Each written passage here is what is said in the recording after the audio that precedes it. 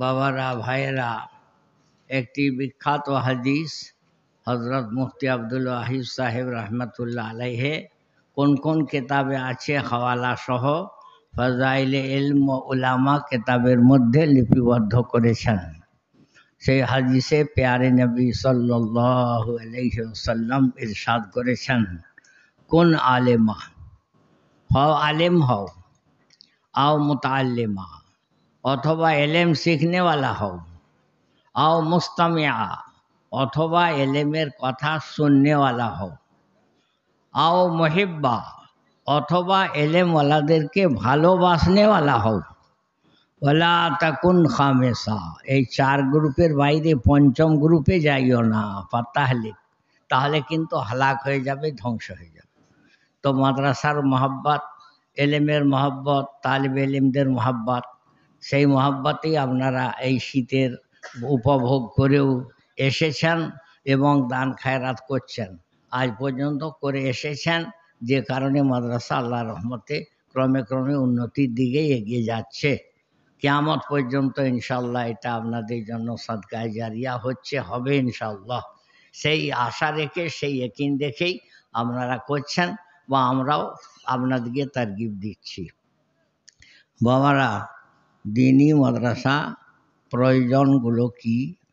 আকিদাটাই সহি হবে না যদি ছেলে মাদ্রাসায় দিনী তালিমের ইবতেদায়ী শিক্ষাটা গ্রহণ না করে। উপমা দিচ্ছি, বলছে বাংলা বইয়ে, স্কুল কলেজের বইয়ে বা আউট নলেজের বইয়ে লিখছে, বলে বাবু সব ধর্মই সমান। উপমা দিচ্ছে, বলে দেখো একটা পুকুরে চারদিকে বিভিন্ন ভাষার মানুষ বাস করছে। একটা কেউ নিচ্ছে বলছে পানি, আবার কেউ ওই পুকুরের পানি নিচ্ছে বলছে জল, আবার কেউ ওই পুকুরেরই পানি নিচ্ছে বলছে ওয়াটার। তাহলে বাবু জিনিসটাই এক, নামগুলো তফাৎ, তো ধর্মগুলো এই রকমই। এই কথাটা বিশ্বাস যদি আপনার আমার ছেলে করে ফেলে, ইমান থেকে খারিজ হয়ে যাবে। কেন? আল্লাহ পাক কোরআন শরীফে স্পষ্ট ভাষায় বলে দিয়েছেন, ইন্না দীনা ইনদাল্লাহিল ইসলাম, যে আল্লাহর কাছে একমাত্র মনোনীত ধর্ম ইসলাম। অতএব সব ধর্মই সমান, আর সব ওই এক পুকুর থেকে পানি নিয়ে বিভিন্ন নামে ডাকা হচ্ছে, ওই মেশালে যদি কেউ বিশ্বাস করে ফেলে তাহলে কিন্তু তার ইমান থাকবে নি। ঠিক তেমনই বাবা স্কুলের বইয়ে লেখা হচ্ছে, ঈসা আলাইহিস সালামকে বাংলা ইংরেজিতে বলে যিশু খ্রিস্ট। যে যিশু খ্রিস্টের বাপের নাম হলো জোসেফ আর মায়ের নাম হলো মেরি। বাবু যারা মোটামুটি একটু কোরআন হাদিস সম্বন্ধে অবগত, বেশিরভাগ মুসলমান জানেন যে ঈসা আলাইহিস সালামের কোনো বাপ ছিলেন না। আল্লাহর কুদরতে কোন ফায়াকুন ক্ষমতায় জিবরিল আলাইহিস সালাম আল্লাহর হুকুমে তোনার বুকে ফুঁক দিয়ে দিলেন, তাতেই পেটে বাচ্চা এসে গেল। এটা কোরআন হাদিসে স্পষ্ট করে বলা আছে। তাই যিনি যিশু খ্রিস্ট, তিনি ঈসা আলাইহিস সালাম, এটা জানার পরেও যদি কেউ বিশ্বাস করে যে ঈসা আলাইহিস সালামের বাপের নাম জোসেফ, তাহলে তার ইমান থাকবে না। তো বাবারা, তেমনই ধরুন আকিদার দিক থেকে যদি এইসব ভুলগুলো মানুষের মাদ্রাসায় না পড়লে এই ভুলগুলো মানুষের মধ্যে রয়ে যাবে। ঠিক তেমনই বিভিন্ন বাংলা বই বলছে, বলে বাবু যেমন বেদ পুরাণ তেমনই মুসলমানদের ধর্মগ্রন্থ কোরআন। আমার আগের বক্তা বিস্তারিত বলে গেছেন, আমি ও দূর থেকে শুনছিলাম যে বাবু অন্য কোনো ধর্মগ্রন্থের হাফেজ নাই, একমাত্র কোরআন শরীফেরই হাফেজ। কেন? আল্লাহ চোখে আঙ্গুল দিয়ে দেখিয়ে দিচ্ছেন এটা আমার বাণী। কেন? ছোট বাচ্চা, সে ওর মানে মতলব কিছু বোঝেনি, অথচ 30 পারা কোরআন শরীফ কণ্ঠস্থ, মুখস্থ, ঠোঁটস্থ। আবার আজকাল ভালো জিনিস একটা চালু হয়েছে, বলে বৈঠক খতম না হলে পাগড়ি দেওয়া হবে নি, হাফেজ বলে সার্টিফিকেট দেওয়া হবে নি। বৈঠক খতম কাকে বলে বাবু? সেটা হলো কি ওস্তাদ আর শাগরেদ। সেই যে ভোরবেলা উঠলেন তখন থেকে মাঝখানে কেবল পেশাব পায়খানা নাস্তা এছাড়া বাকি আর ঘুম বিশ্রাম এসবের কোনো গল্প নাই। ওই শুনিয়েই যাচ্ছে, ও সাগরে শোনাচ্ছে, ওস্তাদ নিজে মুখর হাফেজ তিনিও শুনছেন, আবার কখনো কখনো কেতাব দেখে মিলিয়েও যাচ্ছেন। বাবু এই রকম না করলে তাকে বলে বৈঠক খতম, মানে এক বৈঠকে মানে একদিনে শেষ করলো। তাহলে একদিনে এই কোরআন শেষ করলে তবে তাকে হাফেজি পাগড়ি দেওয়া হচ্ছে। তাহলে বোঝো যে এটা কোরআন শরীফের জ্বলন্ত মজেজা। আল্লাহ চোখে আঙুল দিয়ে দেখিয়ে দিচ্ছেন যে এত ছোট বাচ্চা যে এর মানে মতলব কিছুই বোঝেনি, আর অথচ কিন্তু এত মোটা কিতাব একবারে ঠোঁটস্থ মুখস্থ কণ্ঠস্থ, এটা একমাত্র আল্লাহর কুদরত ছাড়া সম্ভব নয়। একমাত্র কোরআনের মজেজা ছাড়া অন্য কিছু বলা যাবে নি, এটা কোরআনের মজেজা। সেই জন্যই বাবারা এই যে কোরআন যেখানে শিক্ষা হচ্ছে শেখানো হচ্ছে, তেমনই সহি উচ্চারণে কোরআন পড়তে হবে। উচ্চারণ ভুল হয়ে গেলে মানে মতলব ওলট পালট হয়ে যাবে। যেমন বাবারা ফতোয়ার কেতাবে বলা আছে আল্লাহু আকবার, আল্লাহ লাতে টান দেওয়া হবে, কিন্তু আকবার যদি বলে ফেলেন তাহলে আল্লাহকে গালি দেওয়া হয়ে যাবে। এবং মানেটা বলা আছে যা, সে মানেটা বলতেও ভয় লাগে। সেই জন্য মানে আল্লাহকে গালি দেওয়া, সারমর্মটা বলে দিলাম। তাই এটা যেন এই শুদ্ধ উচ্চারণগুলো শিখতে গেলে তাহলে এটা মাদ্রাসায় বিশেষ করে খাস করে আজকাল চালু হয়েছে আলহামদুলিল্লাহ নুরানি কায়দা। ওই নুরানি কায়দাতে প্রত্যেকটা অক্ষরের মখরাজ বলা আছে, যে এটা গলার বা ঠোঁটের কোন জায়গা থেকে উচ্চারণ হবে, ওস্তাদ শিখিয়ে দিচ্ছেন, বুঝিয়ে দিচ্ছেন, কেতাবেও লেখা আছে। তাহলে এইভাবে শুদ্ধ উচ্চারণ না করলে মানেটা উলট পালট হয়ে যাবে। তারই উপমা দিলাম। আবার তেমনই ফতোয়ার কেতাবে বলা আছে যদি কেউ বলে আল্লাহ একবার, তারও নামাজ নষ্ট হয়ে যাবে। কেন? আল্লাহ একবার একটা প্রথমে যোগ করে দিয়ে ওখানে একটা ধাক্কা দিলে একটা প্রশ্ন চিহ্ন যোগ করে দেওয়া হলো, আল্লাহ কি বড়? তাহলে তোমার মনে সন্দেহ আছে। ঠিক তেমনই দোয়ায়ে কুনুতের মধ্যে যেটা পড়া হয় নাশকুরুকা ওয়ালা নাকফুরুকা, আল্লাহ আমরা আপনার শুকরিয়া করছি, আমরা আপনার কুফরিয়া করিনি। এ লা টান দিয়ে পড়তে হবে। বিনা টান দিয়ে যদি লা বলেন ওয়ালা নাকফুরুকা যদি বলেন তাহলে তার মানে হয়ে যাবে কি, অবশ্যই আমরা আপনাকে অস্বীকার করছি, অমান্য করছি। তাহলে বাবু একটু লাম জবর লা আর লাম আলিফ জবর লা, এই দুটোর উচ্চারণের তফাৎ হয়ে মানেটা কত ওলট পালট হয়ে গেল দেখুন, বুঝেছেন?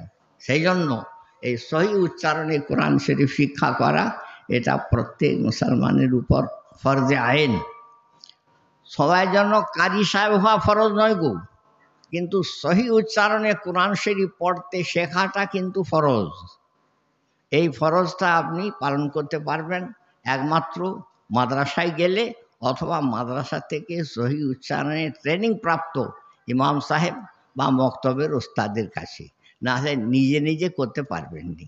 আর নিজে নিজে না করতে পারলে বাবারা তাহলে এটা একবারে আল্লাহকে গালি দেওয়া হয়ে যাবে। সেই জন্য মশলা মাসাইলের জ্ঞান আমাদের একান্ত জরুরি, এবং সেই জ্ঞানটা একমাত্র মাদ্রাসা থেকেই পাওয়া যাবে। যেমন ধরুন অনেক নামাজি ভাইদের দেখছি নামাজ পড়ছেন, তাকবীরে তাহরিমা বলার সময় আল্লাহু আকবার যখন হাত তোলা হয় তখন মাথাটা ঝুঁকিয়ে দিচ্ছে। না, এটা মাকরু তাহরিমি বলে ফতোয়ার কিতাবে লেখা আছে।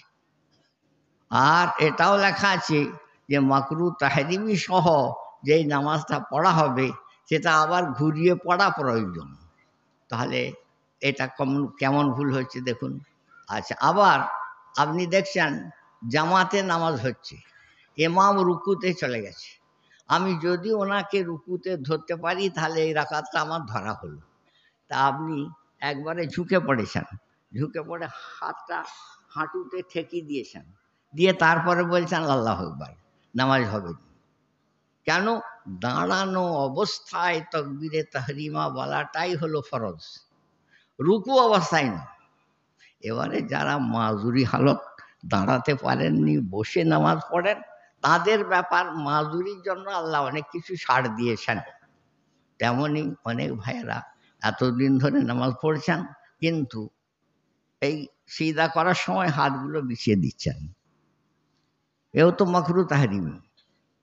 আবার অনেক ভাই অনেক দিন থেকে নামাজ পড়ছেন, এই হাতগুলো সিজদা করার সময় এর সঙ্গে মিলিয়ে দিচ্ছেন, এটাও মাকরু তাহরিমি। তাহলে এইগুলো হাতে কলমে শিক্ষা দেওয়া হয় মাদ্রাসায়।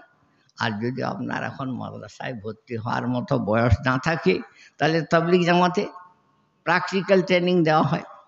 সেই জন্য এই জিনিসগুলো আমাদের শেখার দরকার আছে। এবং সেই যখন কষ্ট করে নামাজ পড়ছি, তাহলে সেটা ঠিকভাবে পড়া, যাতে আল্লাহর কাছে কবুল হওয়ার উপযুক্ত হয়। ফাজাইলে নামাজ কিতাবে হাদিস উল্লেখ করেছেন যে দেখো, কিছু নামাজ এমন হবে যাকে কবুল হওয়া দূরের কথা, আল্লাহ পাকের কাছে যেন কাপড়ে জড়িয়ে ফিকে দেওয়া হয়। পুরাতন কাপড় রদ্দি হয়ে গেছে, তাকে জড়িয়ে সরিয়ে ফিকে দাও, সেরকম তার নামাজকে জড়িয়ে সরিয়ে ফিকে দেওয়া হবে। এমন নামাজ যেন না হয়। বলা আছে নামাজের মধ্যে সবচেয়ে নিকৃষ্ট চোর হলো যে নামাজের মধ্যে চুরি করে। এবারে সাহাবীরা বললেন, হুজুর নামাজে আবার চুরিটা কি? বলছেন রুকুটাও ঠিক মতো ঝুঁকছে না, আর সিজদাতেও ঠিক মতো মাথা রাখছে না।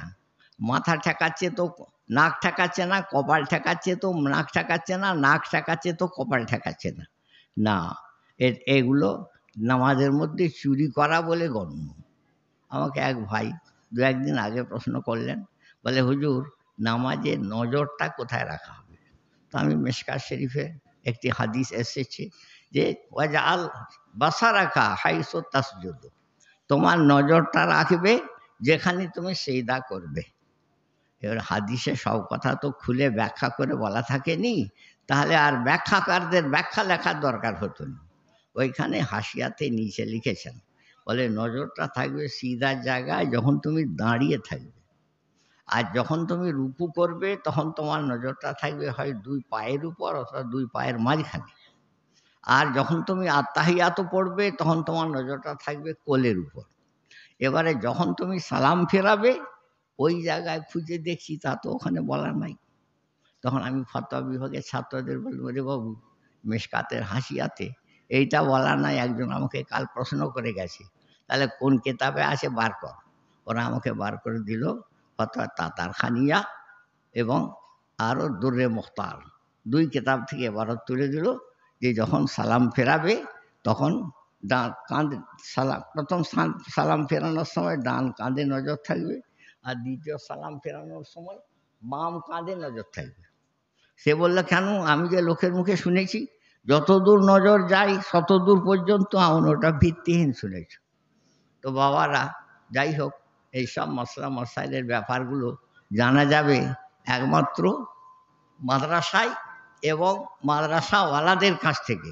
তাহলে এই মাদ্রাসাগুলো আমাদের দিনই জিন্দেগির জন্য কত জরুরি, সবই ব্যাপারটা আপনারা বুঝতে পারছেন। সেজন্য যেমন আজকে দান খায়রাত করলেন, তেমনই আরও করতে থাকবেন, এবং আগেও আপনারা করেছেন, সেই জন্যই মাদ্রাসাটা এত বড় হয়েছে। এখন আমাদের দেওবন্দের হুজুর এসেছেন মাওলানা সালমান সাহেব মনসুরপুরি, আল্লাহ ওনার হায়াত দারাজ করুন। ওনার লেখা কেতাব কেতাবুল মাসাইল আর কেতাবুল নওয়াজিল, আর ওলামাদের মধ্যে অতি মকবুল, বুঝেছেন। আর হজরত হোসেন আহমদ মাদানী রহমতুল্লাহ আলাইহের নাতি, তাই এটা নিসবত ভি আলা দরজার আর ইলম আমল ভি আলা দরজার। তা হুজুর এসেছেন, আল্লাহ লাখ লাখ শুক্রিয়া, বহুত বহুত শুক্রিয়া, বহুত বহুত শুক্রিয়া। আচ্ছা ভাই, একটা কথা আমি বলতে ভুলে গেছিলাম। আমি একটা বাংলা বই লিখেছি, হাজের নাজের